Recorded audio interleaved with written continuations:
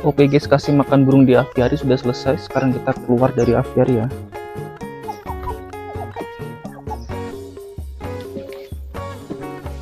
Karena aku sudah berada di kandang belakang lagi, di sini aku mau merefill makanan untuk burung-burung aku yang ada di sini guys. Yang pertama kita kasih makan burung merpatiku dulu ya.